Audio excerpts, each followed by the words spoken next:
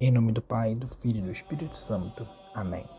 E aí, pessoal, tudo bem? Bem-vindos todos a mais um vídeo do canal Gabriel Ribeiro, o Tomista.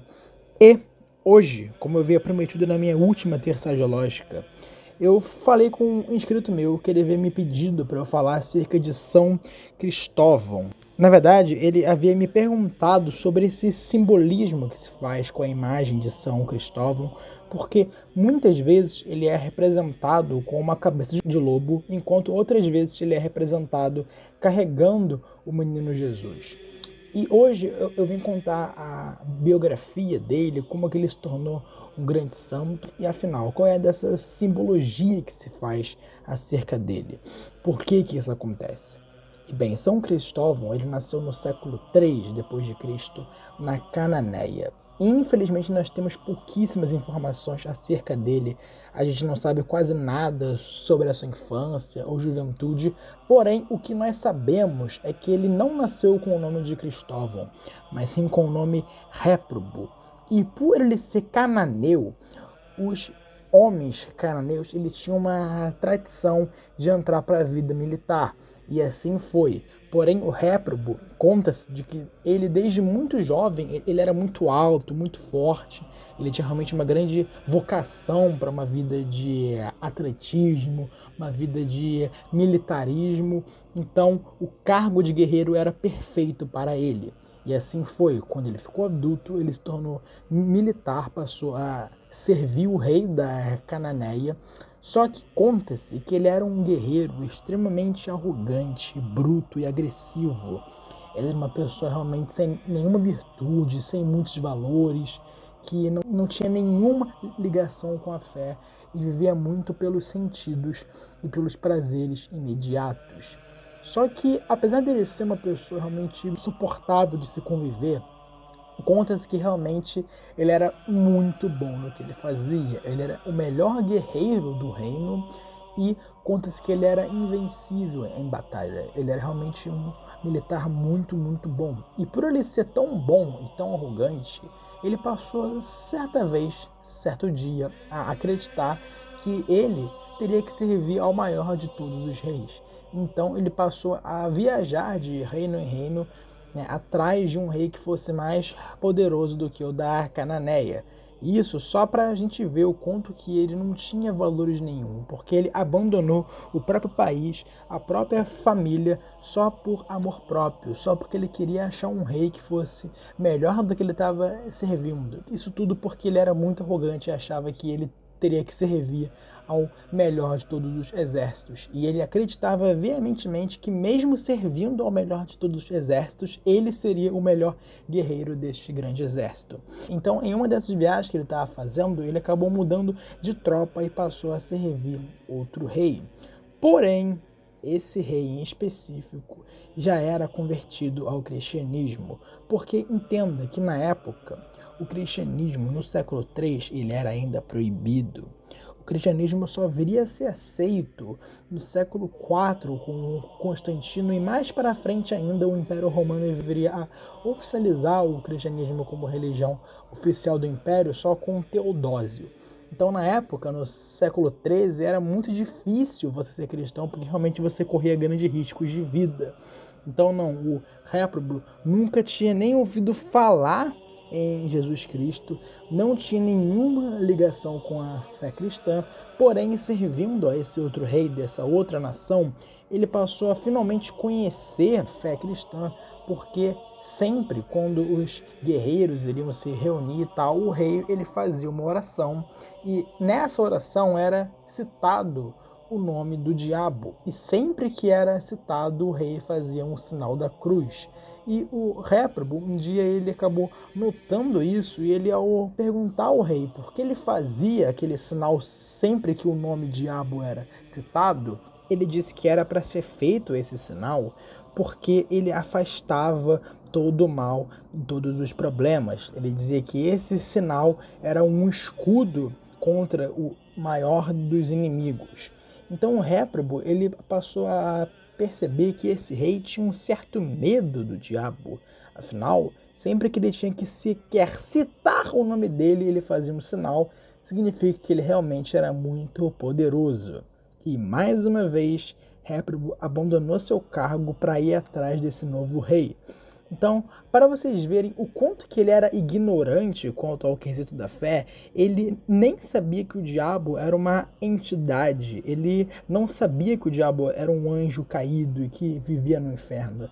Ele acreditava que ele era o rei de uma outra nação. Então, ele foi atrás desse suposto rei, só que buscando informações, ele acabou descobrindo que o diabo não era nem um ser humano. Então ele passou a ver o diabo realmente como um ser assim superior, supremo, e começou realmente a querer servir ele. E ele mergulhou de cabeça tão profundamente nisso que certa vez o próprio coisa ruim chegou a aparecer diante dele.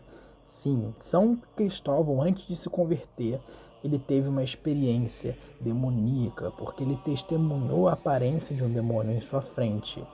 E conversando brevemente com ele, por um milagre, durante a conversa entre os dois, o demônio acabou notando que diante deles havia uma cruz, porque o lugar onde eles estavam passando tinha uma cruz, e assim que o diabo viu a cruz diante dele, ele entrou em desespero e desapareceu. E o Réprobo não entendeu absolutamente nada do que havia acontecido, e quando ele foi entender, ele descobriu que a cruz era o maior dos inimigos e o maior dos pavores do diabo.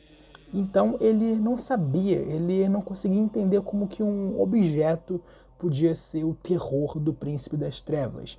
Foi aí que ele descobriu que a cruz não era um poder por si só, mas ela tinha um poder sobrenatural mediante ao poder de nosso Senhor Jesus Cristo, que morreu na cruz e assim venceu o diabo, a morte e o pecado. É aí que ele percebeu que o maior de todos os reis, superior até mesmo ao diabo, era Cristo, o Rei do Universo. Então ele abandonou tudo para começar a seguir Jesus. Ele começou a ir atrás da figura dele, de quem ele era, quem ele foi, quais foram seus milagres, suas obras, seus ensinamentos, e ele descobriu muita coisa em pouquíssimo tempo. Ele começou a entrar em contato com vários cristãos e passou realmente a ler a Bíblia, passou realmente a querer obter informações, aprendeu orações, porém o contato mais importante que ele teve foi com um eremita da região, né? E com esse eremita, ele acabou indo até ele e o perguntou qual era a melhor maneira de servir Jesus. E o eremita então respondeu que ele devia ficar com ele porque ele iria ensinar como viver uma vida santa. Só que nesse momento, Réprobo já não era mais o mesmo. Na verdade, ele nem tinha mais esse nome. Ele havia mudado tanto de vida que ele passou a adotar o nome Cristóvão, porque ele passou a ver esse nome como um nome mais ligado à fé cristã. E graças a isso, por ele ter mudado tanto de vida, ele começou até mesmo a valorizar sua família. Ele tinha uma irmã, ele tinha uma mãe, e graças a isso ele começou a querer conviver mais com as duas, porque ele vê que ele estava muito longe delas. Então ele passou a ter valores e virtudes. Então ele disse para o eremita que ele não poderia viver com ele porque ele tinha uma família e não poderia abandoná-la. O eremita então entendeu e disse então para que ele treinasse o seu espírito, né, começasse realmente a exercer as virtudes cristãs, que ele se instaurasse perto de um rio ali perto, para que durante algumas semanas ele ajudasse as pessoas que estavam querendo atravessar o rio, porque muitas pessoas atravessavam aquele rio, né, durante os dias, e era um rio muito difícil de se atravessar. E o eremita o ensinou que se ele fizesse isso, ele estaria servindo ao próximo, que é uma das melhores maneiras de viver a vida cristã. Cristóvão então atendeu ao pedido, ele ficou lá por algumas semanas, ajudou várias e várias pessoas, porém um dia tudo mudou. Era noite, estava realmente muito difícil de se atravessar o rio e do nada uma criança pediu para atravessar o rio. E Cristóvão ficou muito confuso, mas acabou atendendo sem negar, e ele achou estranho porque a criança era extremamente pesada, lembrando que ele era um homem muito forte. E mesmo assim, ele achou aquela criança tão pequena muito pesada. Ele quase inclusive se afogou durante o caminho. Só que ao chegar do outro lado, ele acabou percebendo que aquela não era uma criança comum. Aquela criança se revelou no final como o menino Jesus e o parabenizou por estar servindo ao próximo e por não ter negado aquele serviço a ele. E Jesus então acabou predestinando, acabou dizendo muitas coisas grandiosas que ele faria pela frente e acabou o parabenizando pelo seu bom estado de alma e por ter se convertido definitivamente à fé cristã. A partir desse momento, então, Cristóvão acabou realmente percebendo que a sua missão de vida a partir dali deveria ser espalhar o evangelho pelo mundo e servir a Deus o máximo possível. Foi aí então que ele foi para a região de Lícia. E é aqui que nós iremos entrar quanto à sua simbologia. Por quê? Obviamente, a sua famosa imagem dele carregando o menino Jesus em seus braços já é autoexplicativa, né? Porque isso realmente aconteceu, então faz sentido essa imagem, esse simbolismo. Porém, e quanto à imagem da sua cabeça de cachorro ou de lobo? Por que isso acontece? E bem, não.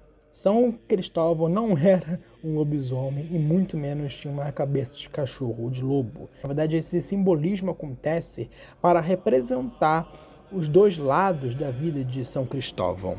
Sua cabeça de cachorro simboliza o seu passado, a parte da sua vida no qual ele vivia de uma forma mais animalesca, bruta, sem virtudes e totalmente voltada aos prazeres da carne. Já o seu corpo humano representa a sua conversão, no momento em que ele se santificou e aceitou o Cristo como seu Salvador. Então, não tem nada a ver com ele ter uma cabeça de cachorro, isso é apenas simbolismo. E bem, voltando à história, ele acabou partindo para a região de Lícia, porque era uma região que os cristãos eram muito perseguidos, tinham realmente muitos prisioneiros e muitos eram até mortos. E ele foi para essa região para realmente ele atender os outros cristãos, os incentivar na vida, nessa jornada, porque ele sabia que esses cristãos iriam passar por muitas dificuldades, mas ele foi para lá para os encorajar e para visitar os cristãos prisioneiros. E rapidamente sua fama se espalhou entre a região, porque ele realmente começou a espalhar o evangelho, começou a cuidar dos doentes, começou a orientar as pessoas na fé. E também ele passou a ser conhecido como uma pessoa muito corajosa, porque ele era uma pessoa que sabia do perigo que ele estava enfrentando naquele lugar, só que ainda assim ele não parava, ele não desistia, estava convertendo muitas pessoas que inclusive queriam ser cristãs, queriam aceitar a fé, mas que tinham medo, e ele acabou incentivando e encorajando essas pessoas a seguir firmes na fé. Obviamente, sua fama também chegou aos poderosos da região, e rapidamente os guardas começaram a querer prender Cristóvão e muitos começaram a querer assassiná-lo. Inclusive, durante um dia no qual ele quase foi capturado, vários guardas acabaram o perseguindo e atiraram lanças e flechas contra ele. Só que por um milagre ele não foi atingido, porque muitas flechas e lanças acabavam do nada desviando de direção. Muitas delas quebravam, caíam no chão, erravam o alvo, enfim. Tudo porque mostrava que São Cristóvão estava sob a proteção de Deus e que ele já era um homem santo. Porém, isso não impediu ele de um dia ser capturado e levado ao rei. Só que durante essa perseguição, quando ele foi capturado, ele estava segurando um cajado. E assim que ele foi capturado pelos guardas, o cajado do nada ficou cheio de flores e de frutos. Era um milagre. E nesse dia o rei deu várias e várias chances para ele negar Jesus, negar a fé. E ainda o disse que se ele negasse a fé, ele iria o aceitar como um guerreiro de seu exército, iria virar um homem muito rico, muito famoso, cheio de mulheres, enfim. Só que São Cristóvão não negou Jesus e por conta disso o rei mandou assassiná-lo e ele foi decapitado. E São Cristóvão, ele sem dúvida é um exemplo de mártir, um exemplo de homem que se converteu definitivamente e que está nos céus pela sua grande recompensa de virtude, coragem e temperança. Afinal de contas, quem sofre por Jesus na terra recebe uma grande recompensa nos céus. São Cristóvão, rogai por nós. Amém.